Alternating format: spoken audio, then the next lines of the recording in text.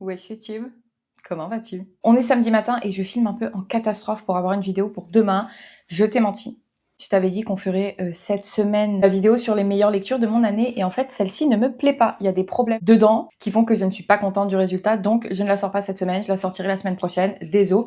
Mais en attendant, je me suis dit que j'allais quand même te faire un petit truc pour ce week-end. Et du coup, on va faire un petit book haul, tu l'as vu de toute façon dans le titre. Je vais te montrer les derniers services presse qui ont rejoint ma bibliothèque, les petites trouvailles de ma boîte à livres. Je pense même que tu vas être un peu plus choqué que d'habitude. Je vais te montrer aussi mes petits cadeaux que j'ai reçus là pendant les fêtes et les quelques achats que j'ai fait dernièrement. Donc voilà, un book haul de, on va dire, ces 2 derniers mois. On va commencer par les réceptions presse. Il y en a que j'ai déjà lues, mais que je te montre ici parce qu'ils ont rejoint ma bibliothèque. Avant de t'en parler plus en détail, j'ai reçu de la part des éditions Bard in Fabula Le Chant des monstres avec des nouvelles de Paul Ardzuri et des illustrations de Tom Cusor, je sais pas trop comment on dit, qui sont juste canons.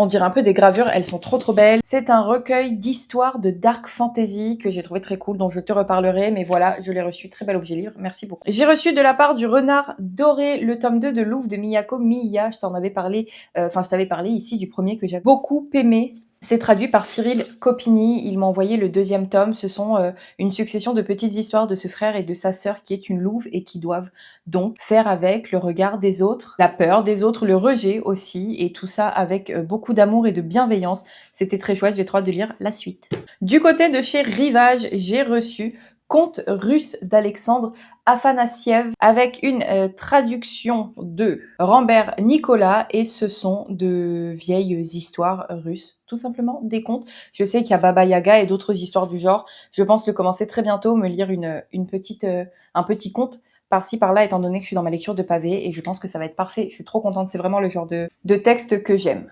Ça, je te le montre, mais tu l'as peut-être déjà vu dans ma palle de l'hiver, c'est House of Windows de John Langen, qui m'a été envoyé par les éditions J'ai lu, avec une traduction de Thibaut Eliroff, qui est une histoire de disparition étrange que je compte bien me lire cet hiver, mais je te le remontre ici puisqu'il a intégré ma bibliothèque et dernier livre avant de passer aux quelques graphiques que j'ai reçus. Et je suis tellement contente parce que c'est une maison d'édition avec laquelle je collabore assez fréquemment, dont j'aime beaucoup le travail éditorial, et surtout parce que c'est un texte qui est dans ceux que j'ai envie de lire depuis ultra longtemps. Il a été traduit, ils me l'ont proposé, j'ai dit oui, instant, sans même réfléchir. Et c'est Nos femmes sous la mer, donc de son titre original Our Wives Under The Sea de Julia Armfield, avec une traduction ici de Laetitia Deveau et Laure Joanneau-Lopez, donc édité chez La Croisée. C'est en plus la même couve que la couve en VO que je trouve vraiment trop cool. Et l'histoire, si je me souviens bien, d'une femme qui disparaît en mer et qui réapparaît 6 mois après, et les retrouvailles avec son épouse ne vont pas du tout se passer comme prévu parce que quelque chose en elle a changé.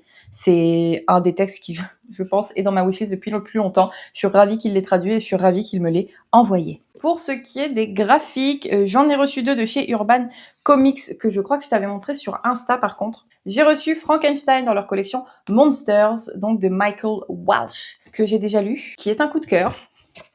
C'est beaucoup trop cool graphiquement, je trouve que c'est un parti pris qui est juste génial. J'ai adoré l'interprétation qu'ils ont fait de cette histoire.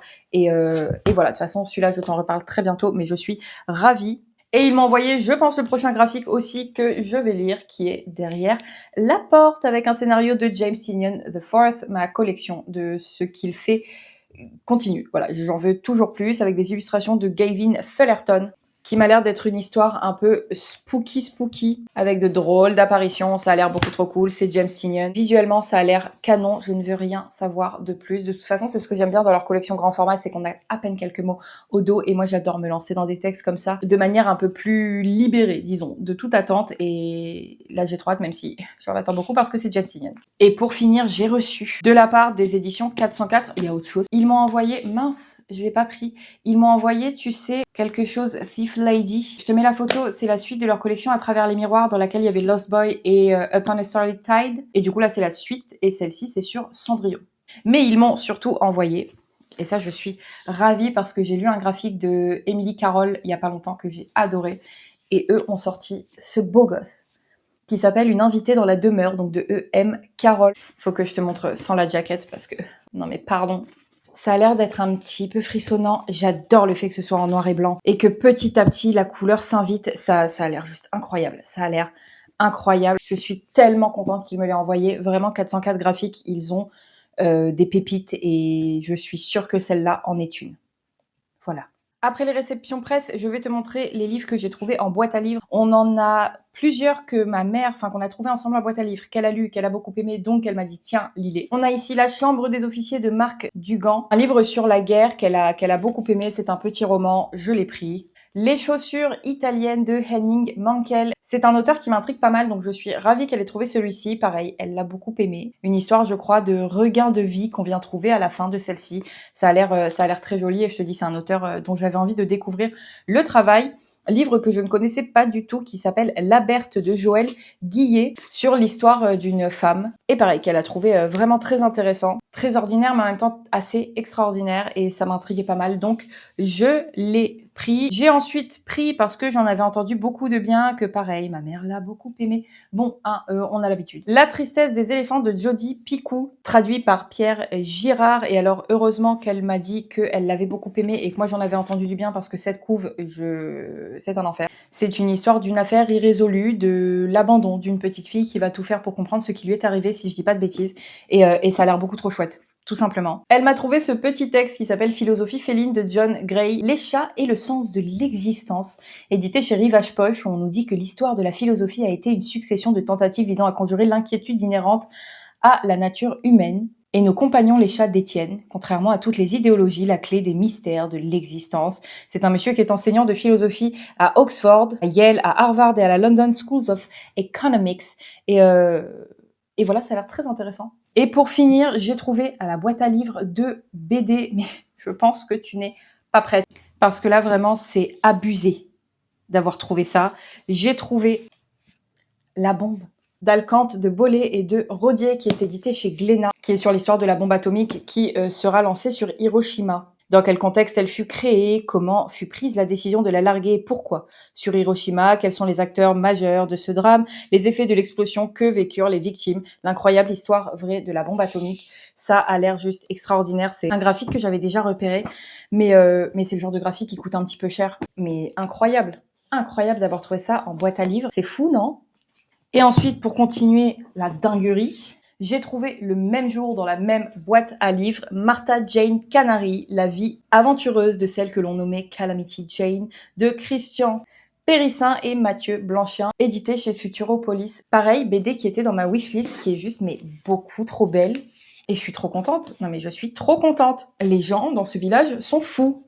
Comment tu poses ça en boîte à livres comme ça? Moi, je me plains pas parce que j'ai sauté dessus, mais c'est fou, non? Je te propose de te montrer vite fait mes petits achats parce qu'il y en a 4 de ces 2 derniers mois. J'ai acheté plus de livres que ça, mais comme c'était pour les fêtes et pour offrir, bah je les ai offerts, tout simplement. Par contre, il y a 4 livres qui ont rejoint ma bibliothèque, un que j'ai commandé mais que je n'ai pas encore reçu chez mon libraire. Je me suis pris Moi qui n'ai pas connu les hommes de Jacqueline Hartmann. Clairement à cause de Nébuleuse, elle en a tellement parlé que ça fait 1000 ans qu'il me le faut et là j'ai craqué. Je me suis dit que ce serait mon cadeau de Noël de moi-même à moi-même, ainsi que, c'est mes 2 petits cadeaux, ainsi que Justicière de Brandon Sanderson, donc toujours pour continuer les archives de Rochard. Mon mec, trop mimi, m'avait offert l'an dernier la 2e partie de Justicière, mais j'avais pas la première. Donc là, je l'ai prise, comme ça, je n'ai plus d'excuses. J'ai très hâte de continuer. C'est toujours traduit par Mélanie Fazi, et c'est toujours pour l'instant ma saga préférée, donc j'ai trop hâte de continuer. Je me suis prise sur Vinted à cause de Lucie. Et c'est Le Royaume de Pierre d'Angle, l'art du naufrage, le premier tome de Pascal Kivigier, édité chez Folio Fantasy. C'est une saga de fantasy en 4 tomes qui me donnait trop envie parce que Lucie en a vraiment, vraiment beaucoup parlé. Et la dame le vendait genre 1 € dans son dressing et pas d'excuses.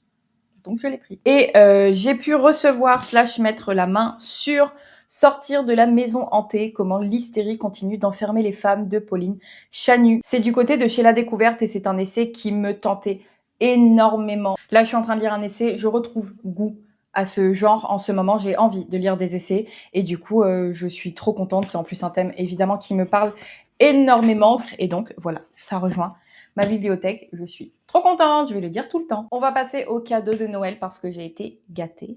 Je vais te montrer les livres graphiques et tout, et après je te montrerai les quelques jeux de société parce que je sais que on est nombreuses et nombreux à aimer ça. J'ai reçu L'homme de Césarée de Françoise Chandernagor. Tu sais que j'ai commencé sa saga de la reine oubliée sur Sélénée, la fille de Cléopâtre, et étant donné qu'il me manque des tomes, bah je les complète. Donc ma mère m'a offert celui-ci. Elle m'a surtout offert celui qui était dans ma wishlist depuis que j'ai vu que ce livre existait. Toujours de Françoise Chandernagor, Quand les femmes parlent d'amour, une anthologie de la poésie. On nous dit que dans cette anthologie très personnelle, Françoise Chandernagor nous convie à la lecture des textes de femmes poètes francophones de tous horizons et nous raconte leur vie souvent tumultueuse.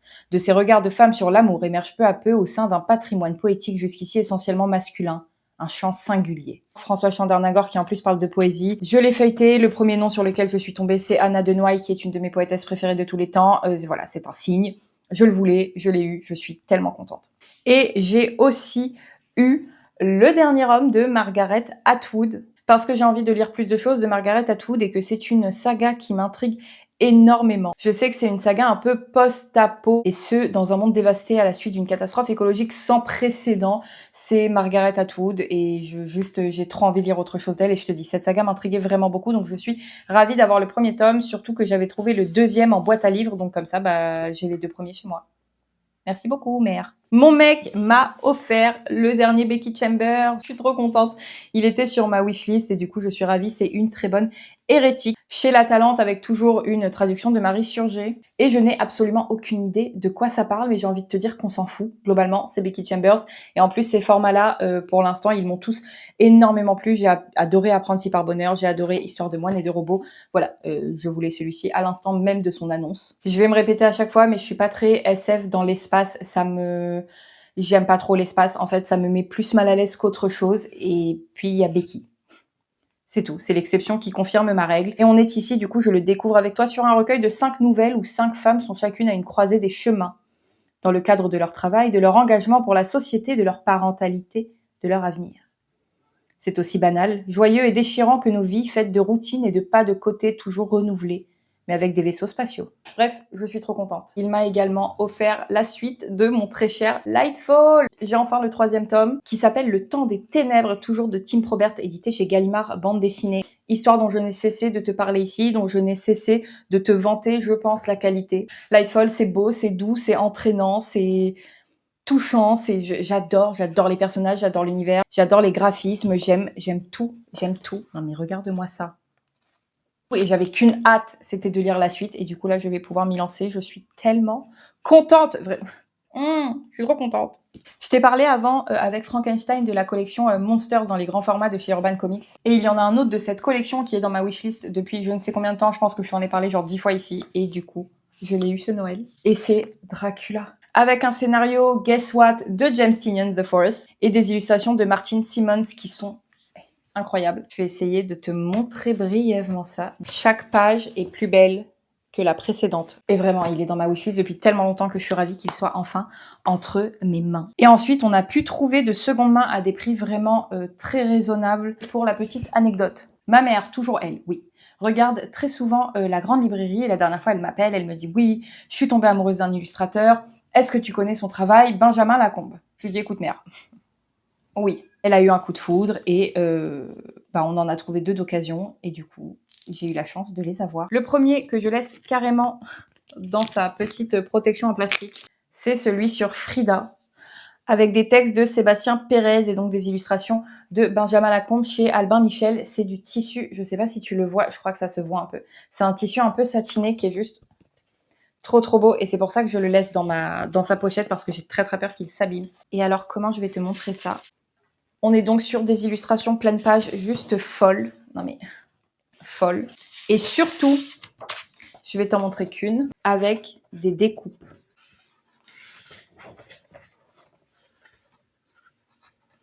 Regarde-moi ça.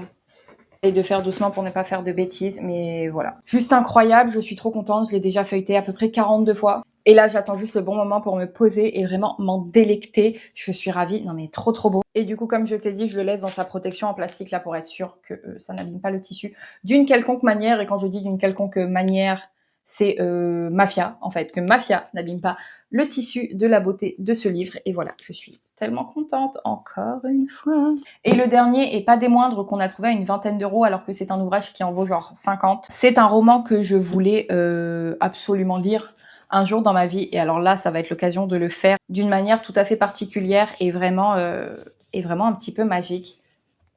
C'est Notre-Dame de Paris. L'intégrale donc du texte de Victor Hugo, illustré par Benjamin Lacombe, édité ici chez Métamorphose. Regarde-moi la beauté de l'objet livre. Et donc on est sur le texte intégral avec des pleines pages illustrées, juste sublime. Mais regarde-moi les pleines pages, quoi. Incroyable. Il y a aussi, j'ai vu que des illustrations pendant le livre, tout simplement, quoi. Les en-têtes sont sublimes. Bref, je suis comme une dingue. Il est incroyable. Où est-ce que je vais mettre tout ça dans ma bibliothèque? Je ne sais pas. J'en suis de nouveau au stade où j'ai des livres par terre chez moi. Donc c'est pour te dire l'étendue un peu des dégâts. Et encore, heureusement que j'achète pas beaucoup de livres parce que sinon je ne m'en sortirais pas. Mais je suis trop contente. J'ai été ultra gâtée. Et pour finir, je vais te montrer brièvement les 3 jeux que j'ai reçus. J'ai reçu Alice de l'autre côté du miroir, qui est un jeu de Christine Alcouf avec des illustrations de Ludovic Maublanc pour 2 à 6 joueurs de 10 ans et plus avec des parties d'environ 30 minutes. C'est un jeu qui est trop cool où en fait c'est un jeu à cocher où on va tirer des cartes sur lesquelles on a des formes qu'il va falloir transposer comme on veut sur les grilles pour aller chercher différents petits objets, des trucs qui vont nous permettre de marquer à la fin des points. C'est trop cool, on a déjà fait quelques parties et j'aime beaucoup, c'est le genre de mécanique que j'ai pas, donc je suis trop contente. Mon frère m'a offert Sengoku Province en guerre, qui est un jeu de Yoshi Shinachi, avec des illustrations de Yamamoto Masaki. C'est édité là chez Obi Japan. C'est une espèce de jeu de conquête de territoire avec des dés, avec des règles ultra simples, mais qui fonctionnent hyper bien. On est sur un jeu 2 à 4 joueurs, 10 ans et plus, avec des parties d'environ 30 minutes. Je te dis, on a fait 2 parties avec mon mec, on a adoré. Parce que c'est simple, ça s'apprend très vite, c'est très efficace dans la mécanique, on lance des dés, on sépare nos dés, ça choisit sur quelles autres et combien on peut poser de soldats, ce qui fait qu'il y a une part de hasard mais qu'elle est relativement maîtrisable, on a le droit de lancer et en même temps il y a plein de petites choses qui s'ajoutent pour complexifier le jeu suffisamment pour qu'en fait ce soit juste beaucoup trop bien. Et pour finir, j'ai eu un jeu auquel on n'a pas encore joué qui a fait sensation cette année, je pense que tout le monde en a parlé, c'est Take Time, donc d'Alexis Piovessan et de Julien Protière. Évidemment chez Libellude, hein, comme Harmonise, de toute façon, c'est beaucoup trop beau. C'est un jeu 2 à 4 joueurs, 10 ans et plus, avec des parties d'environ 30 minutes, mais c'est un jeu coop. Et on a des enveloppes dans lesquelles on a des horloges, plusieurs horloges, je crois, 4 horloges à chaque fois, je sais qu'on en a 40 en tout. Non mais la beauté du jeu, où on va devoir réussir à passer l'horloge avec différentes contraintes. On va devoir se parler en amont, établir une stratégie le plus ensemble possible pour réussir à vaincre les horloges. Ça a l'air juste beaucoup trop bien. J'en ai tellement entendu parler et je suis trop contente de l'avoir enfin dans ma ludothèque. Et voilà pour tous les trésors qui ont rejoint dernièrement ma petite maison. Maison qui, soit dit en passant, est vraiment un appartement, mais ma petite maison. J'espère que cette petite vidéo t'a plu en attendant la grosse vidéo de la semaine prochaine. J'espère que tu as passé de très belles fêtes. Je te souhaite de passer le plus de belles journées possible de toutes celles qui composent l'année qui arrive. Et puis surtout, que tu aies un max de bonnes lectures. Et voilà, merci encore de me suivre, merci de m'accompagner dans cette aventure, merci de prendre le temps à chaque fois de commenter mes vidéos, etc. Tu sais combien ça me fait plaisir et combien ça me touche. Et je vais m'arrêter là-dessus, on se retrouve la semaine prochaine pour du coup, cette fois promis, parler de mes meilleures lectures de l'année. Et crois-moi, on a de quoi faire. Et d'ici là, prends bien soin de toi.